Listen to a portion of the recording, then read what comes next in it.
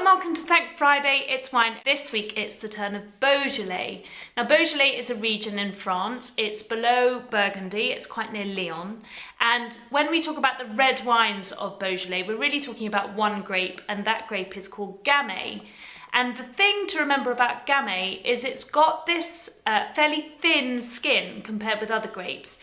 So what that means for the wine is that the colour will be lighter because the juice gets its colour from the skins, but it also means the tannins which are found on the skins of grapes will also be lighter than in other wines. So if you think about Cabernet Sauvignon, for example, that's a thick-skinned grape, so that gives wine with lots of colour, lots of tannin.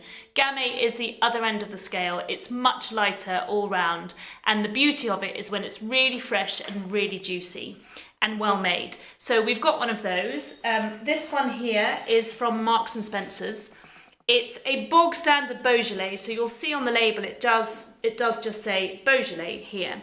You've got two more higher quality levels of Beaujolais. There's Beaujolais Village, which is the next level up, and then you've got the Cru Beaujolais.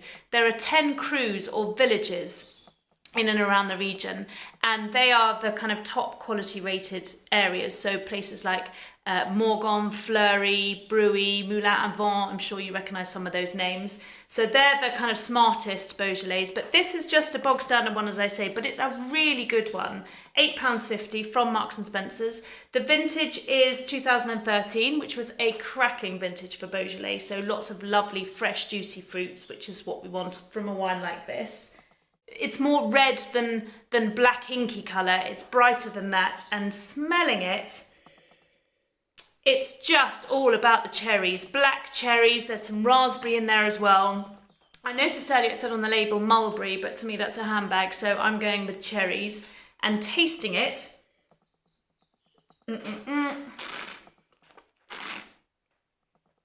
ooh, it's really kind of snappy and fresh.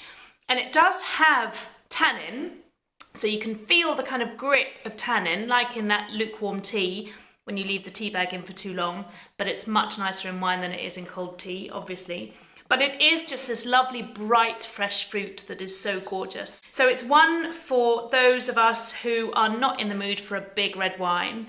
It's brilliant with really simple foods like pizza, pasta, that kind of thing. Sausages is another good one because it's got that freshness that can cope with anything that's a bit fatty. The other thing to remember about Beaujolais is the French often stick theirs in an ice bucket or in the fridge for half an hour before serving, so they'll serve it cooler than we would normally drink red wine.